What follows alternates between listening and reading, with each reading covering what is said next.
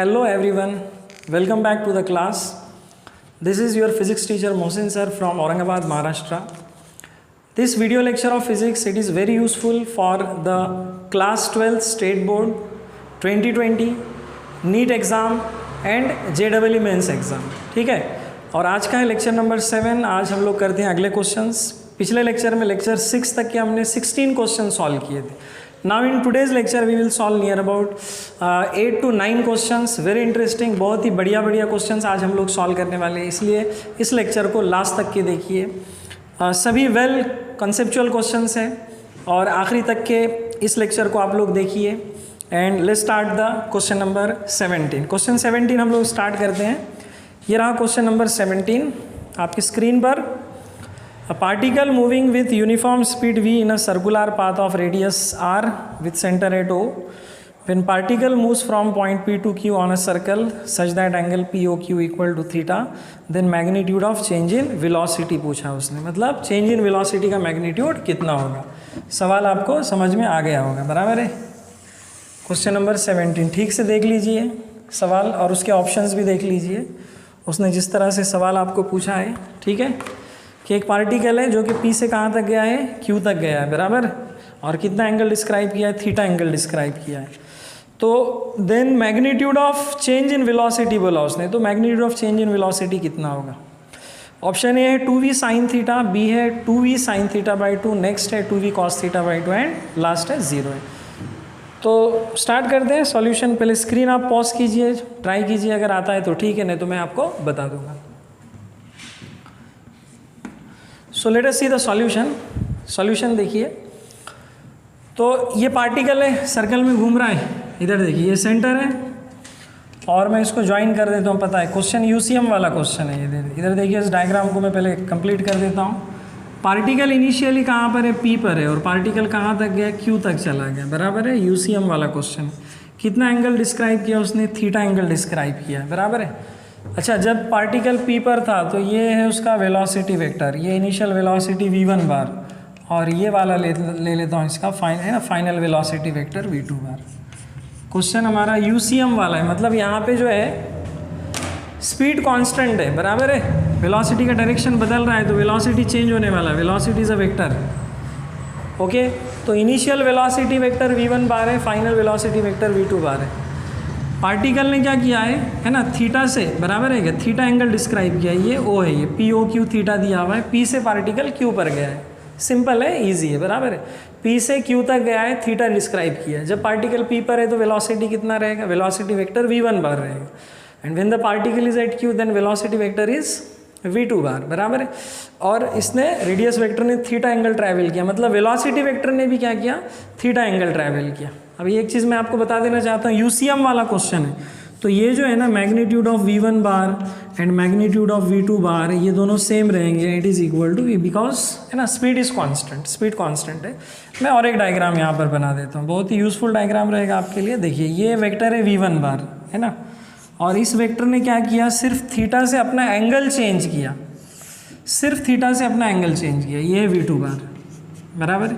इसका magnitude constant है.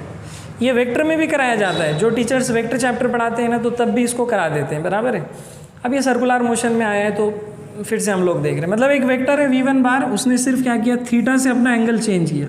इसका लेंथ सेम है, ये v है तो ये भी v है, सिर्फ उसने अपना डायरेक्शन थीटा से बदल दिया. बिल्कुल ऐसा ही है जैसा उस डायग्राम में है, बिल्कुल यही है कि वेलोसिटी वेक्टर ने थीटा से सिर्फ अपने एंगल को चेंज किया है. तो चेंज इन वेलोसिटी. अच्छा, मैं इसको क्या करता हूँ, ज्वाइन कर देता हूँ. जब मैं इसको ज्वाइन कर दूंगा तो ज्वाइन करने के बाद में आप इसको ऐसा कंप्लीट कर दीजिए. ये चेंज इन वेलोसिटी है ना, डेल्टा v बार, बराबर है. मतलब ये चेंज इन वेलोसिटी देगा आपको, ये वाला वेक्टर. आई बात समझ में.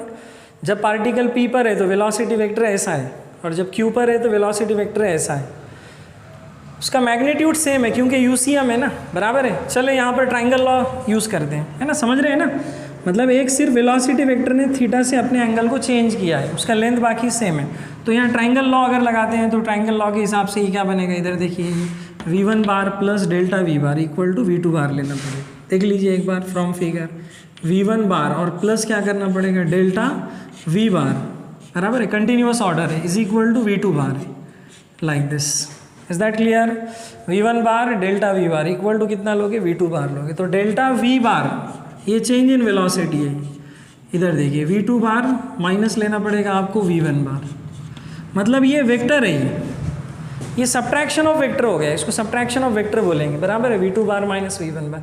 अब अगर मैं इसका मैग्नीट्यूड निकालूँ तो मुझे मैग्नीट्यूड कैसे निकालना पड़ेगा? Under root v1 square minus लेना पड़ेगा -2 v1 v2 cos theta plus v2 square लेना पड़ेगा।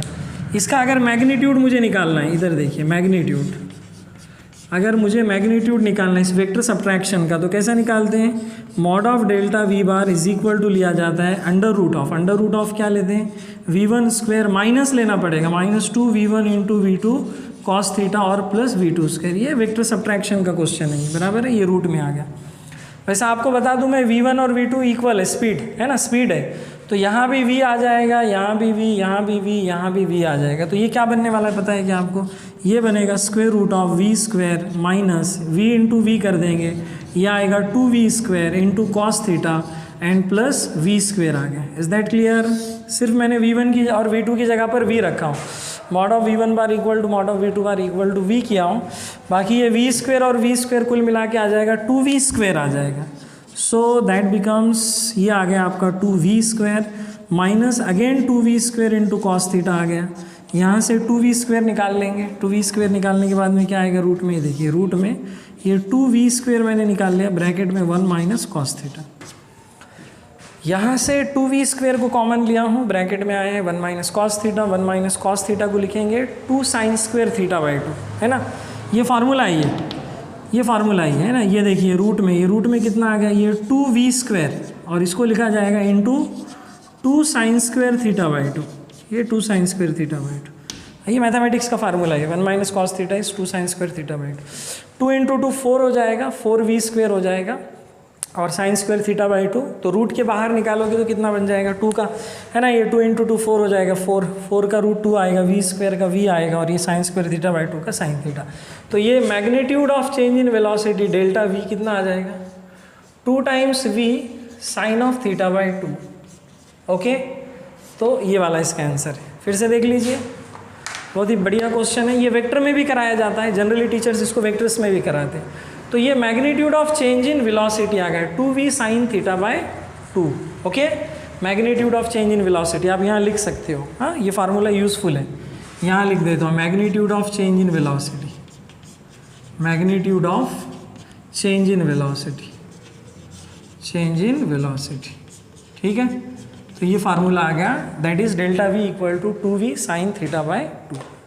एकदम सिंपल क्वेश्चन है। और एक बार देख लीजिए, ये वेक्टर है v1 बार, इसने सिर्फ थीटा से अपना डायरेक्शन चेंज किया, ऐसा मतलब होता है। ये वेलोसिटी वेक्टर है, इसका मैग्नीट्यूड कांस्टेंट है और इसने थीटा से अपने डायरेक्शन को सिर्फ बदला है, बराबर है, डायरेक्शन को बदला है, तो ये वेक्टर देगा आपको चेंज इन वेलोसिटी, ठीक है। तो ये वेक्टर सब्ट्रैक्शन आ गया, ट्रायंगल लॉ यूज़ किया मैंने और ये वेक्टर सब्ट्रैक्शन आ गया और मैग्नीट्यूड को हमने निकाला, ये देख लीजिए कैसे निकाला, तो बराबर है, ये मैग्नीट्यूड ऐसे निकालते हैं और ये लास्ट में 2v साइन थीटा बाय 2 आ गया है। तो ये था क्वेश्चन नंबर 17 था। तो ये था क्वेश्चन नंबर 17 था, जिसका राइट ऑप्शन आएगा बी आ जाएगा, मतलब magnitude of change in velocity 2v sine theta by 2 होता है।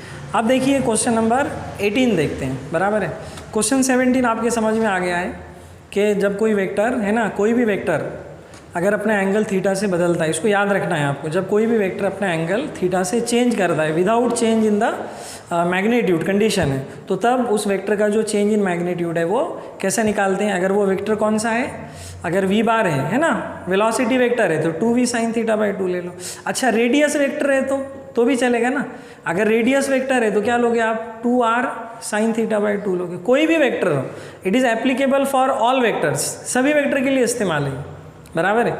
मैंने आपको ये सिर्फ वेलोसिटी वेक्टर के लिए बताया था, अगर वेलोसिटी वेक्टर v1 बार अपने डायरेक्शन को चेंज कर रहा है थीटा एंगल से, लेकिन मैग्नीट्यूड कांस्टेंट है उसका, बराबर है, मतलब v1 बार है ना, v1 बार से v2 बार हो जा रहा है, मैग्नीट्यूड सेम है, तो यहाँ पे हम लोग जो डेल्टा v लेते हैं वो कितना आ जाता है, 2v sign of theta by 2 आता है, ठीक है।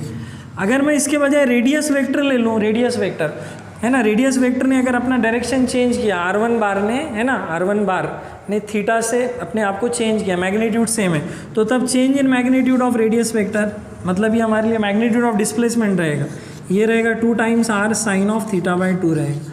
मतलब आप किसी भी वेक्टर को अप्लाई कर सकते हो, कंडीशन याद रखिए, किसी भी वेक्टर के लिए हम ये चीज़ अप्लाई कर सकते हैं, magnitude of change in that vector निकालना है। कंडीशन यही है कि उस वेक्टर ने अपना एंगल थीटा से चेंज करना चाहिए विदाउट चेंज इन मैग्नीट्यूड, उसका मैग्नीट्यूड नहीं बदलना चाहिए। चलिए, नो प्रॉब्लम। अगला देखते हैं क्वेश्चन नंबर 18। देखिए ये रहा क्वेश्चन नंबर 18 आपके स्क्रीन पर, ये JEE मेंस में पूछा हुआ क्वेश्चन है। क्वेश्चन देख लीजिए, आई होप आप लोग क्वेश्चन देख रहे होंगे। JEE मेंस 2019 में पूछा हुआ क्वेश्चन है, जनवरी, ओके, और 2019 जनवरी 11 जनवरी शिफ्ट 1। सवाल क्या है, particle is moving along circular path with constant speed. चलिए स्पीड कांस्टेंट है इसका, 10 मीटर पर सेकेंड है। What is the magnitude of change in velocity of the particle when it moves through an angle of 60 degree around the centre of circle, question mark. बिल्कुल ये 17 वाला ही है, same to same है ये, है ना, last year JEE mains में पूछा हुआ है। आपको वही फार्मूला यूज़ करना है। थीटा 60 डिग्री दिया है, V10 दिया है, आप लोग निकाल लो। स्क्रीन को पॉज कीजिए और कुछ सेकंड के लिए आप लोग ट्राई कीजिए, same as that of question 17। ठीक है, समय देता हूँ आपको सॉल्व करने का, आप लोग सॉल्व कीजिए और आंसर निकालिए। ऑप्शन A, B या C या D आता है। Late us see the solution.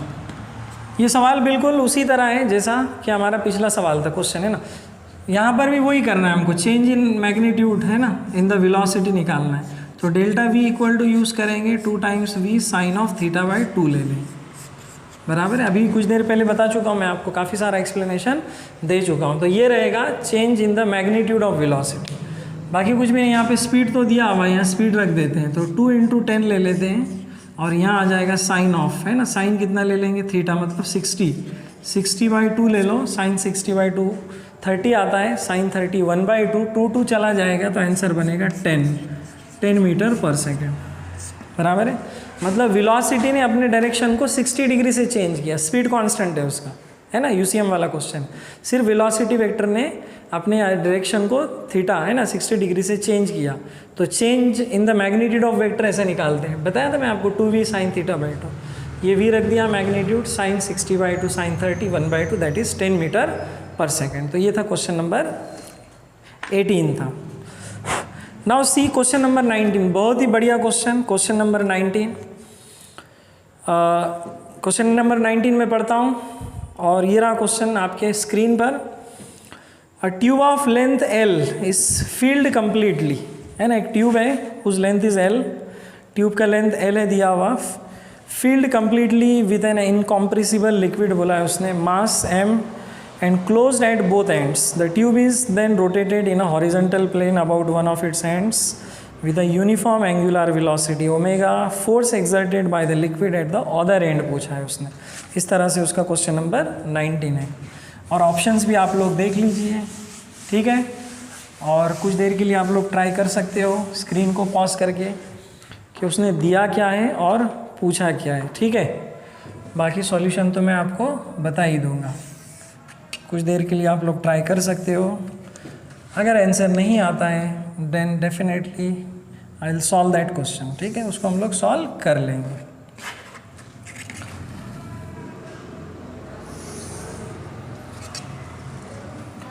ठीक है, late us see the solution. देखिए सॉल्यूशन मैं आपको बताता हूँ। सॉल्यूशन देखिए, सवाल ऐसा ही दिया हुआ कि एक ट्यूब है और उस ट्यूब में इनकॉम्प्रेसिबल लिक्विड भरा हुआ है और उस लिक्विड का मास m दिया हुआ है। ये दिख रही है ट्यूब है, ये ऐसी ट्यूब है ये, बराबर, और इस ट्यूब में पूरा का पूरा लिक्विड भरा हुआ है, इनकॉम्प्रेसिबल, कॉम्प्रेस नहीं हो सकता है। बाकी ट्यूब का लेंथ तो दिया हुआ है, पूरा लेंथ लिख देता हूँ। चलिए, ये जो ट्यूब का लेंथ है, इधर देखिए, इस ट्यूब का लेंथ L है, the length of the tube is L and this tube is rotating about, है ना, वन एंड, मतलब axis is passing through one and, यहाँ से एक्सिस पास हो रहा है और ऐसा ट्यूब घूम रहा है, बराबर है। तो इस ट्यूब के ऊपर या फिर लिक्विड पर एक्सर्ट होने वाला हमको टोटल फोर्स निकालना है। अब ये सर्कल में घूम रहा है, स्पीड कांस्टेंट है इसका, तो फोर्स कौन सा है, फिर सेंट्रीपेटल है, तो हमको टोटल सेंट्रीपेटल फोर्स निकालना है। इस ट्यूब में पूरा का पूरा लिक्विड है ना, इनकॉम्प्रेसिबल लिक्विड है, और उस लिक्विड पे लगने वाला फोर्स हमको टोटल फोर्स निकालना है कि what force is exerted on that liquid बोल रहा है। अच्छा, अगर ये पूरा का पूरा मास एक जगह कॉन्सेंट्रेटेड होता, एक चीज़ बता दूँ कि कैपिटल M जो दिया हुआ है ना, ये मास ऑफ लिक्विड है दिया हुआ, it is a mass of liquid, ये लिक्विड का मास है, बराबर, मास ऑफ लिक्विड। अगर ये पूरा मास एक जगह होता तो हम आसानी से फार्मूला यूज़ कर सकते हैं सेंट्रीपिटल फोर्स का, कौन सा वाला, mr ओमेगा स्क्वायर ले लेते, बराबर, mv स्क्वायर अपॉन r ले लेते, या mv ओमेगा, तीनों में से कोई एक सवाल, कोई फार्मूला ले लेते। लेकिन यहाँ पर कैसा है, मास बराबर है, यूनिफॉर्मली डिस्ट्रीब्यूटेड है, मतलब लिक्विड यहाँ भी है, यहाँ भी है, यहाँ भी है, यहाँ भी है, यहाँ भी है, यहाँ भी है, बराबर है ना। तो क्या करना पड़ेगा, सोचिए हम क्या करते हैं ऐसे केस में। सबसे पहले तो हमको क्या करना पड़ेगा, let this liquid is divided into number of elements.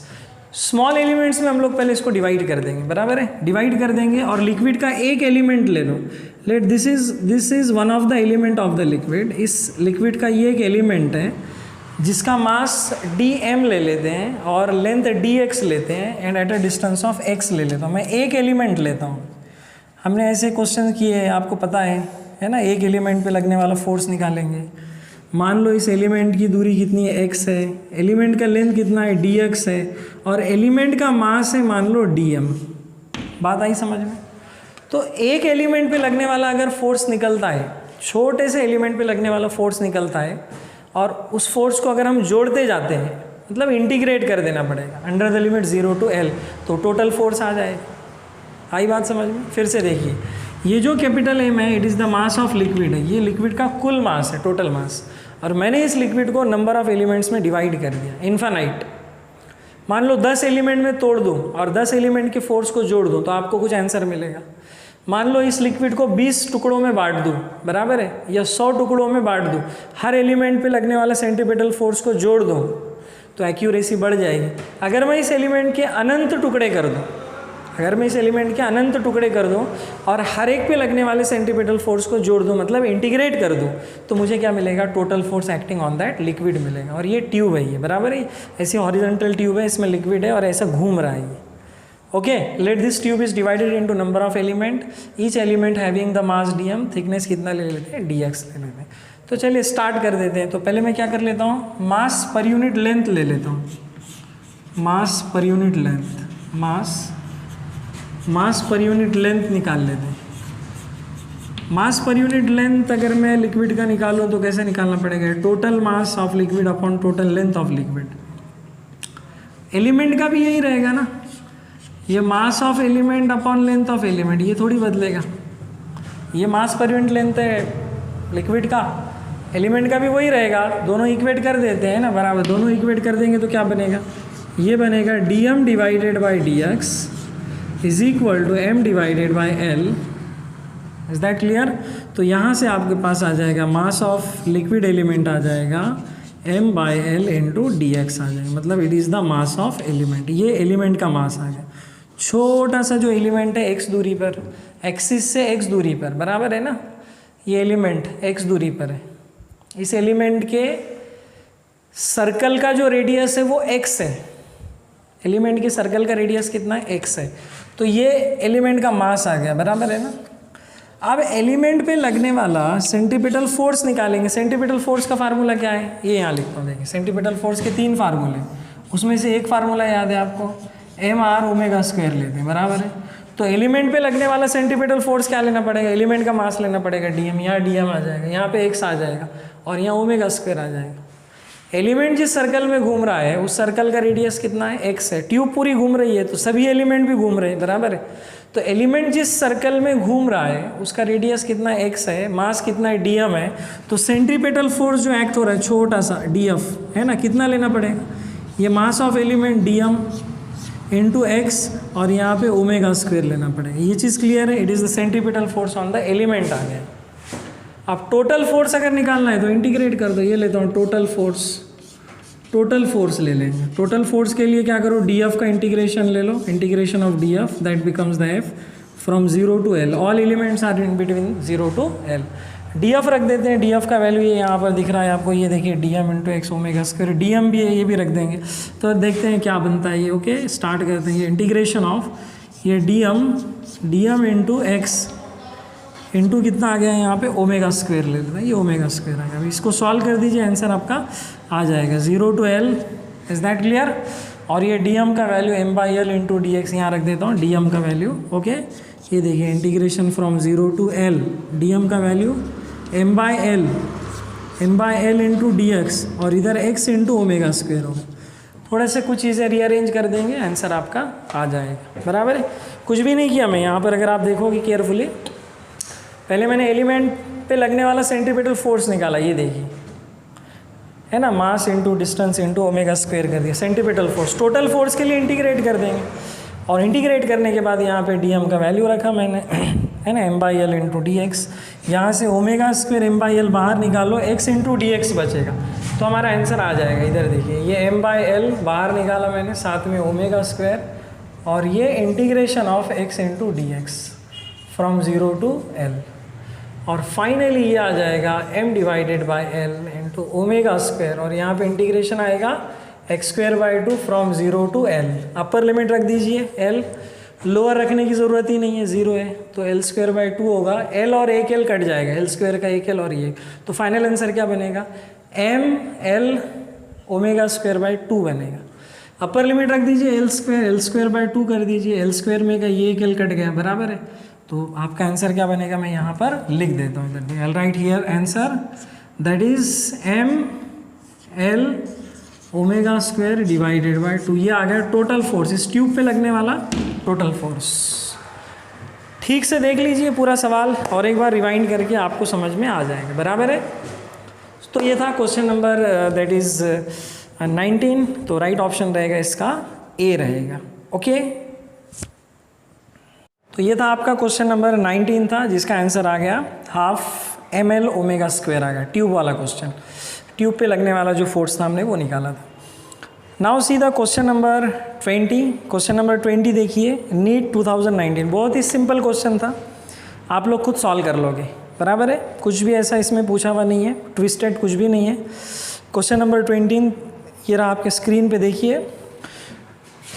To particles and we are moving in a uniform circular motion in concentric circles of radii RA and RB respectively. Their time periods of rotation is same. Ratio of angular speed of A to that of B will be, options दिया हुआ है, ठीक है, 1:1 होगा या RA:RB, VA:VB या RB:RA। तो आप लोग सॉल्व कर सकते हो इसको, स्क्रीन पॉज करके आप लोग ट्राई कर सकते हो। Question number 20 NEET 2019। Two particles and B are moving in uniform circle, है ना, सर्कुलर मोशन, यूसीएम वाला क्वेश्चन है, यूसीएम वाला।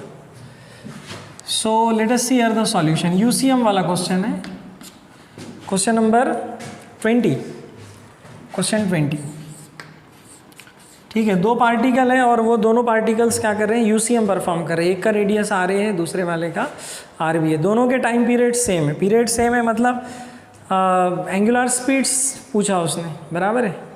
रेडियस कुछ भी रहने दो, अगर उनके टाइम पीरियड सेम है तो इसका मतलब है कि उनके एंगुलर डिस्प्लेसमेंट सेम है। सवाल ही हल हो गया, 1:1 आंसर आएगा।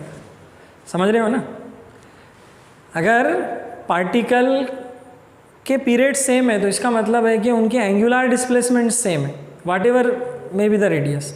एंगुलर डिस्प्लेसमेंट सेम है मतलब एंगुलर स्पीड्स उनके कैसे है, सेम है, बराबर। सॉल्व कर देते हैं, इधर देखिए। हाँ, एंगुलर स्पीड का फार्मूला क्या है आपको पता है कि ओमेगा इक्वल टू 2π/t, एकदम basic formula 2π/t।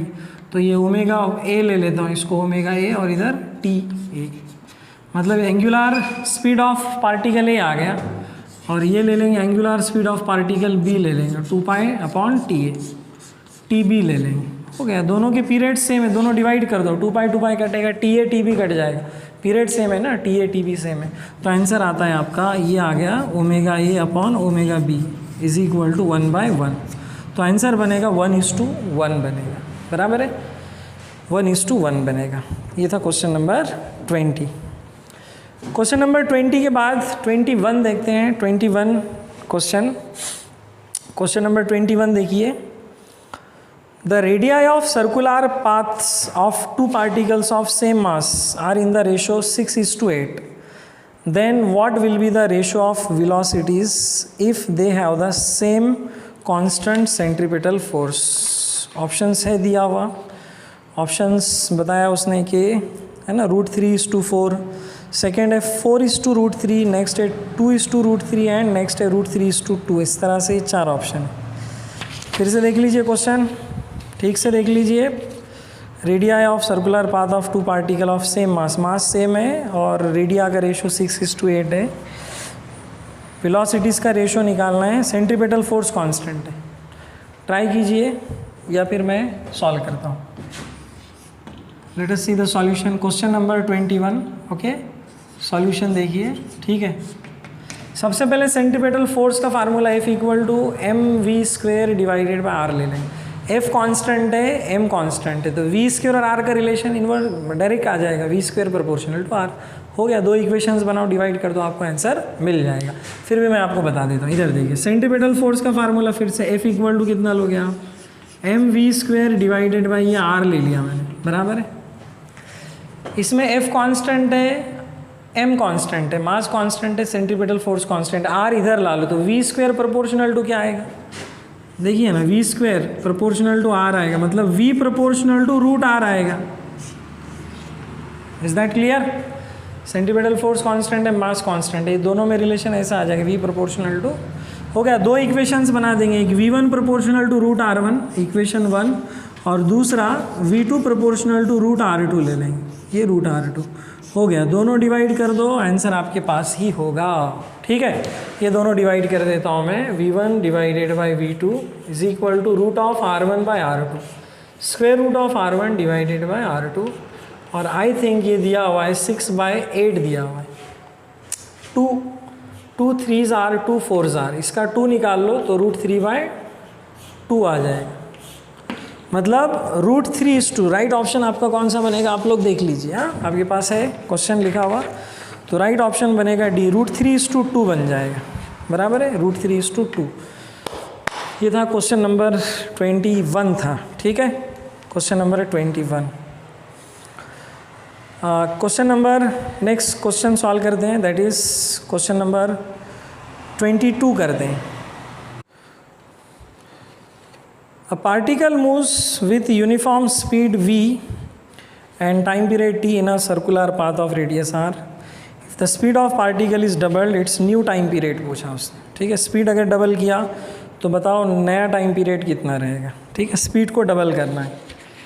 Okay, question number 22, particle moves with uniform speed, UCM वाला क्वेश्चन है, यूसीएम वाला क्वेश्चन है, बराबर है।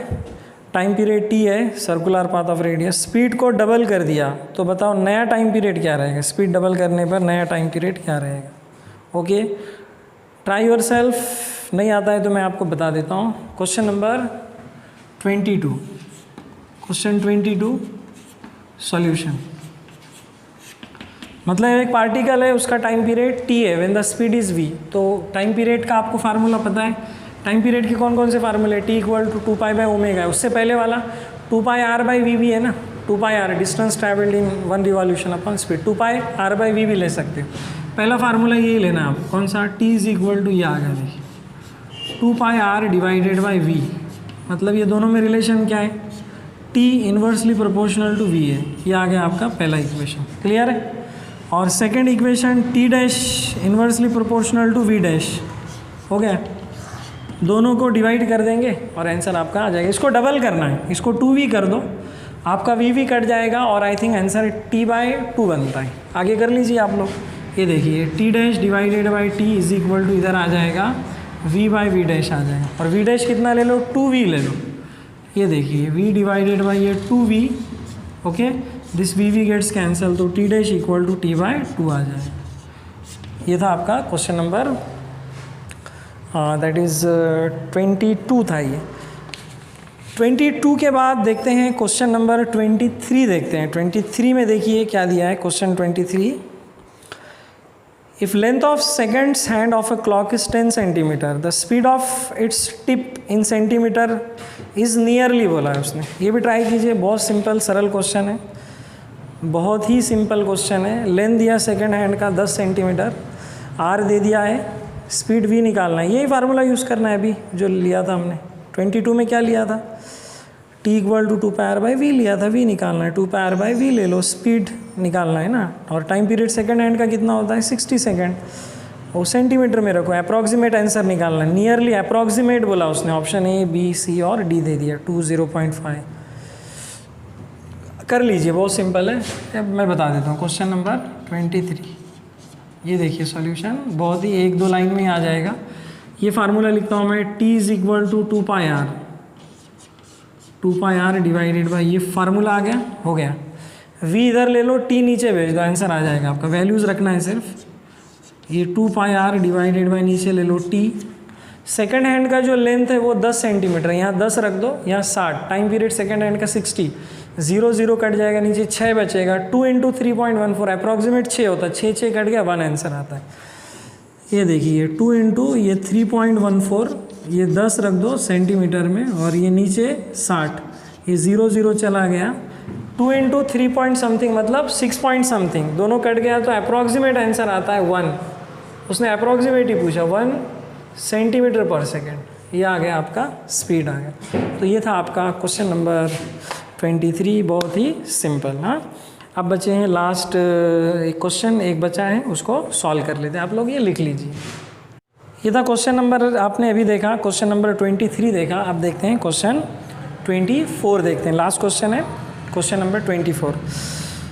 A particle moves in a circle of radius 5 centimeter with a constant speed and time period 0.25 second. The acceleration of particle बोला उसने, ठीक है।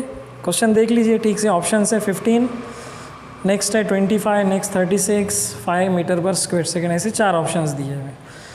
तो रेडियस कितना है 5 सेंटीमीटर है, स्पीड कांस्टेंट है, मतलब ये यूसीएम वाला क्वेश्चन है, और एक्सेलरेशन निकालना है। तो यूसीएम में नेट एक्सेलरेशन सेंटीमीटर एक्सेलरेशन का फार्मूला यूज़ कीजिए, r ओमेगा स्क्वायर, ओमेगा को टाइम पीरियड में बदल दीजिए 2π/t में, और t रख दीजिए और सॉल्व कर दीजिए, ठीक है। ट्राई कीजिए, ट्राई योरसेल्फ। देखिए लेट अस सी सॉल्यूशन, ये मैं बताता हूँ आपको सॉल्यूशन। सेंटीपिटल एक्सेलरेशन का फार्मूला, यूसीएम वाला क्वेश्चन है, नेट एक्सेलरेशन रहेगा सेंटीपिटल। चलिए ये सेंटीपिटल एक्सेलरेशन कितना, r ओमेगा स्क्वायर, हो गया, सवाल ही हल हो गया। ये r as it is, omega को लिख दो 2π/t, ये 2π डिवाइडेड बाई t ले लेता हूँ, इसका स्क्वायर आ गया। अब यहाँ पे सभी को रख दो, r कितना 5 सेंटीमीटर है, तो 5 × 10⁻², ये -2, ये आ गया 4π² आ गया, और नीचे t स्क्वायर है, t स्क्वायर मतलब रख दो यहाँ पे, ये 5 × 10⁻², ये -2, ये 4π², और ये डिवाइडेड बाय t रखा 0.2π का स्क्वायर कर दो, t दिया हुआ है, कितना दिया हुआ है 0.2π सेकेंड दिया हुआ है, तो ये रख के स्क्वायर करोगे तो 0.04π² आ जाएगा। ये π² ने π² को मार दिया, और नीचे कितना है, ये आ गया आंसर, 5 आता है आंसर इसका। 5 × 10⁻², ये इधर आ गया 4, और नीचे लिख दो 4 × 10⁻² लिख दो इसको, ये दोनों चला गया, ये भी चला गया, 4 4, आंसर इज़ 5 मीटर पर स्क्वायर सेकेंड। तो ये था हमारा question number, that is 24। I hope आपको सभी क्वेश्चन समझ गए होंगे।